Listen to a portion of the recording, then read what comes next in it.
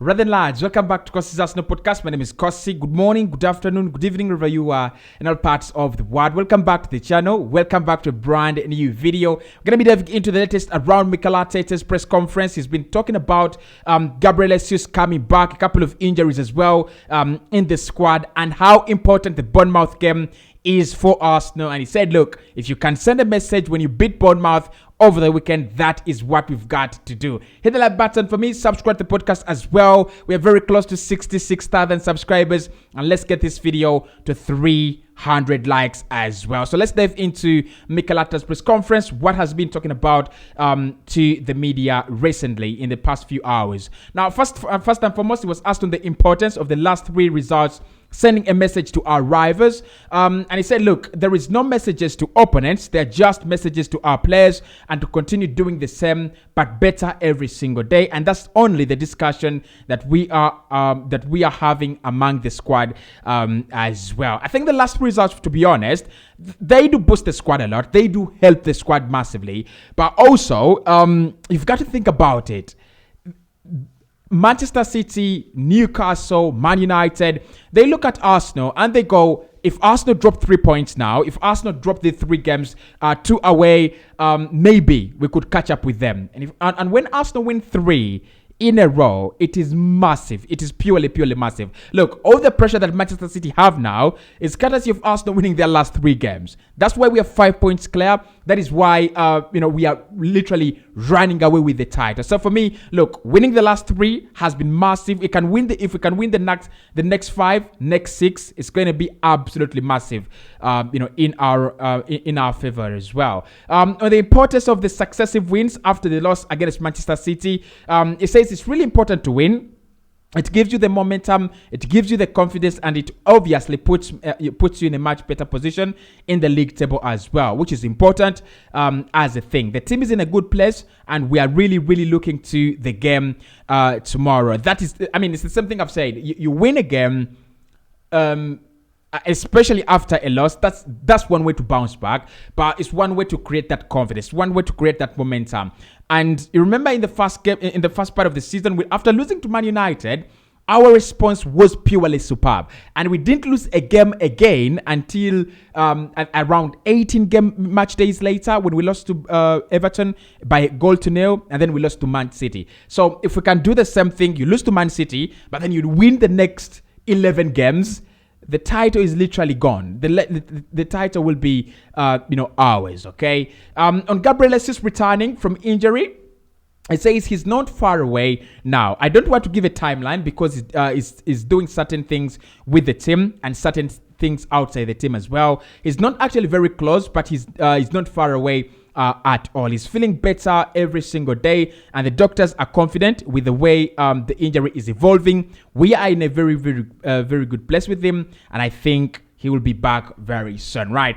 So look, it's the first time he's spoken about Gabriel Jesus in that way. I think he's a very cautious manager. He's a very top manager, and he will always be protective of his players. I've never seen him say Gabriel Jesus will be back by this time.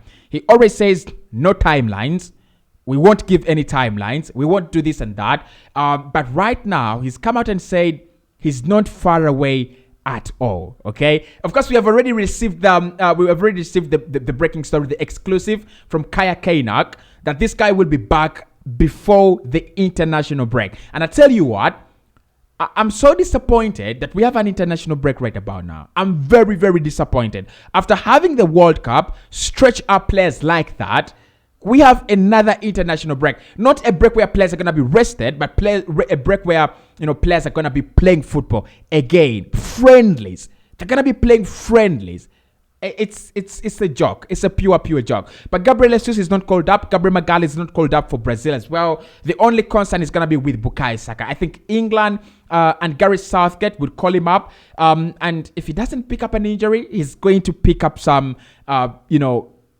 tired legs, to be honest. But I think with Saka, you've got to rotate him against Sporting CP in both legs. He doesn't play that game.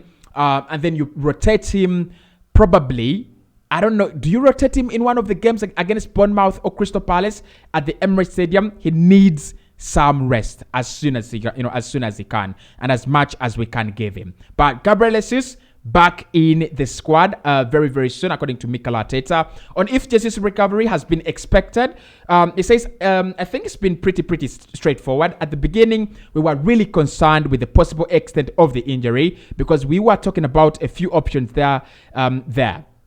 Thankfully, it wasn't that bad, but it was a long-term injury. It required surgery, and it was not pleasant, especially for the first few weeks. But knowing Gabi, he's been through a lot before. His mentality is incredible, and the team has done a really good job with him to put him in the position he is right about now. Look, I think, with all the players that have actually picked up injuries ever since Mikel Arteta signed, it's only Thomas Partey that has had a recurring injury, a recurring problem. You think about Emile Smith-Rowe, you hope he's going to be fine. You think about Xhaka and that nasty injury picked up. He's fine. He's never picked up another injury ever since that period. And Gabriel Martinelli, the way Arsenal have handled his injury and the progress, it is absolutely mind-blowing. So I'd never had a doubt in my mind that he was gonna do well. I never had a doubt in my mind that Gabriel would be back and he would actually recover quickly. My problem was we are gonna miss him. How do we replace him? But Eddie has done well. Trossard coming in as well has done well. In those regards. So we've not missed him that much. We have missed him, but not really that much. Maybe in a few games against Man City, I thought we missed him against Brentford as well and Newcastle. That 0-0 draw. We actually missed him. But apart from that, I think the rest of the squad has actually done a tremendous job. On updates on Bukayo Saka and Saliba's contracts and their importance, it says every player is important in the squad. They are players with special circumstances contractually. We're trying to deal with them, and we're trying to deal with them as well. But I don't want to cause any distraction with any of those conversations at the moment. Whenever something is ready to get done, and it is good news, we will announce it very, very quickly. Just an insight, Saka's contract is done and dusted. And then William Saliba, according to Fabrizio Romano, he's actually agreed a deal. But of course, the processes are still there. I think a few add-ons, I think a few things to accompany the contract, and then it will be announced by Arsenal very, very soon. There is no problem in regards to contracts of those two. On if it takes any importance, any notice of opponents' results when they play before us, that is the Manchester City game. I think that's what they're trying to ask of him here. And it says we are looking at the games for sure when they are alive.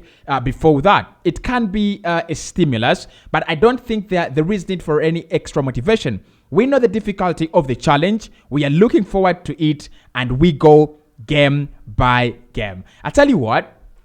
I don't know, is it more pressure when City play before us, or is it more pressure when we play before City? Because the scenario is very, very similar, but the effect is very different.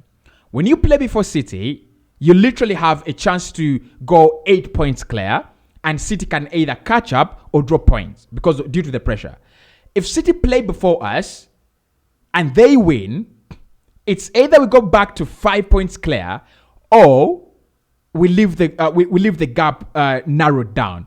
I think, look, it's pressure. It's pressure either way. I think Man City will be under pressure. They're playing a high quality Newcastle side, and they need to calm their nerves down. They need to calm their nerves down in a week where they play RB Leipzig, a team that actually schooled them in the second half in Germany.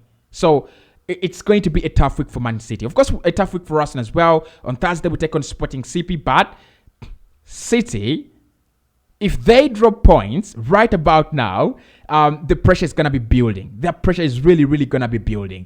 I don't see them drop points, but I predicted a 2-2 draw.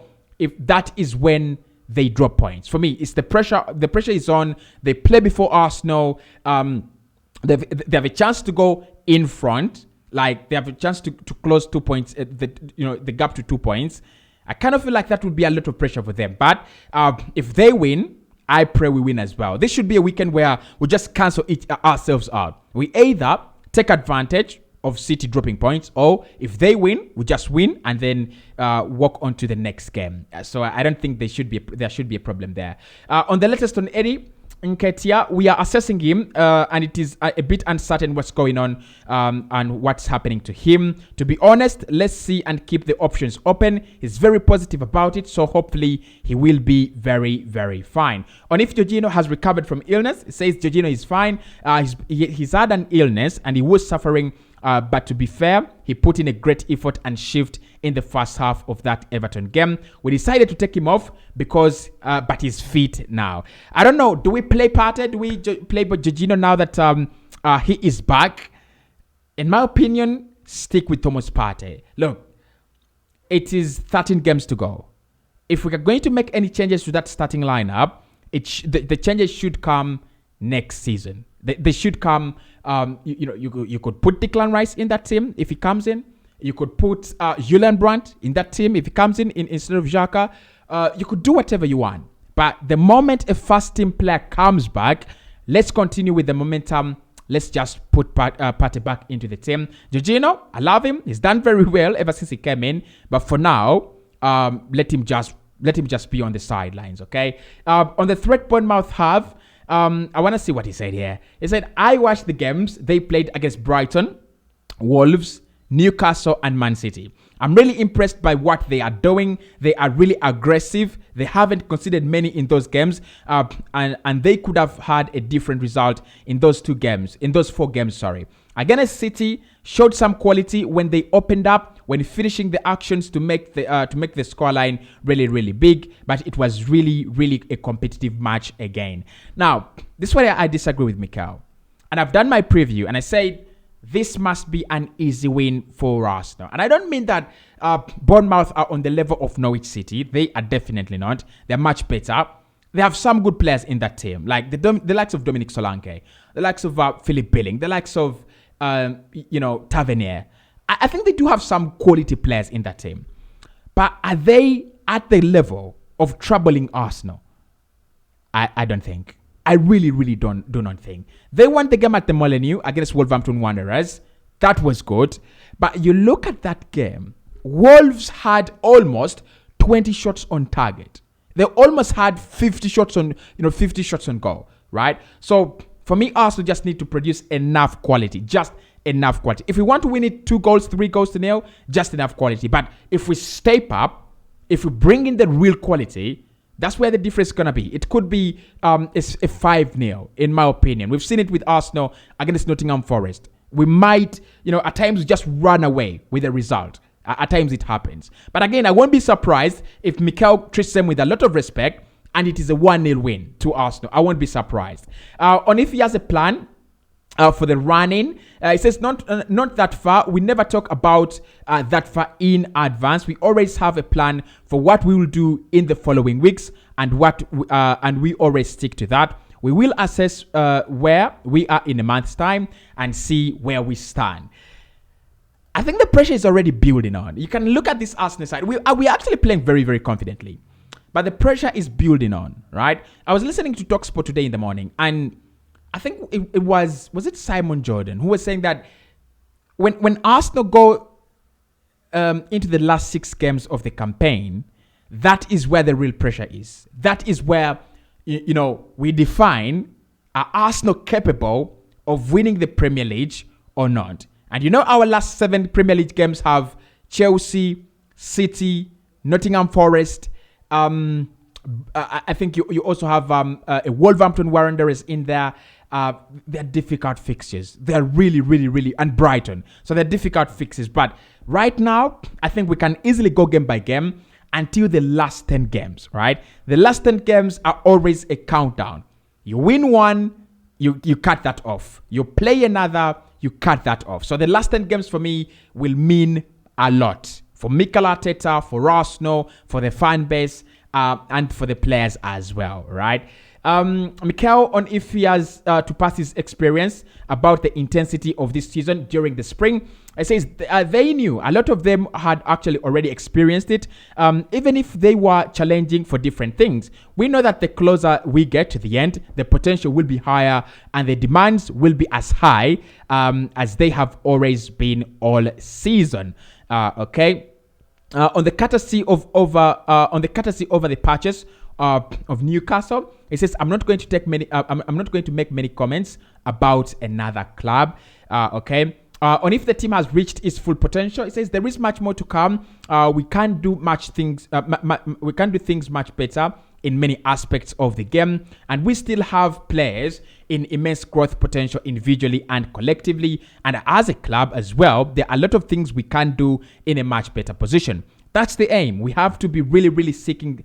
We have to be really seeking that excellence and professionalism, and try to recruit the best people, and all the time have the right mindset to achieve that level. Okay, I don't think we've really achieved full potential. We are not far away. Like this season, we've challenged for the title, no question about that. Next season, we must be in the conversation for the title. Okay, and the season after that. That's when we think about winning the Champions League. For me, that is where we are right now. You challenge for the Premier League title like as favorites next season, and then you do that successfully. You enter that phase of can they win the UEFA Champions League? That's where we are going as a team, collectively. On if Alexander Zinchenko is an option in central midfield, he says he can and he adapts to certain positions in the field in a great way. Sometimes he occupies the spaces, so we will see. Sometimes teams pose you questions, and you need Alex in certain positions.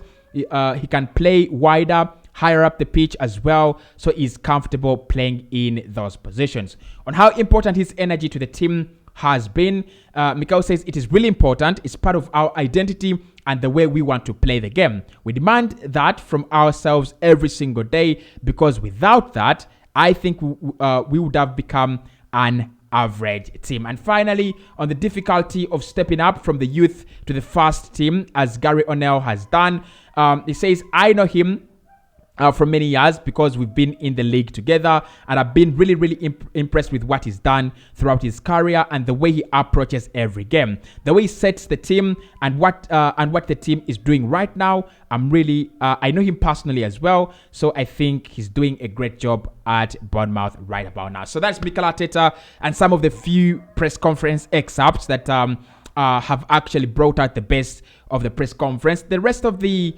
the rest of the talk is about Thomas Partey, whether he's coming back in. He will come back in, and also on whether Gabriel Jesus could be back before the international break. He says, so you want me to give you a time frame? And says, we don't know. I'm saying we are not far away, but obviously he has to do much more with the team. So a lot is going to happen between now and the international break in terms of the recovery process of Gabriel Jesus, but I'm quite positive he will be back. Hit the like button, subscribe. You can find me on the 90 More podcast as well on YouTube, and I'll speak to you right in the next one.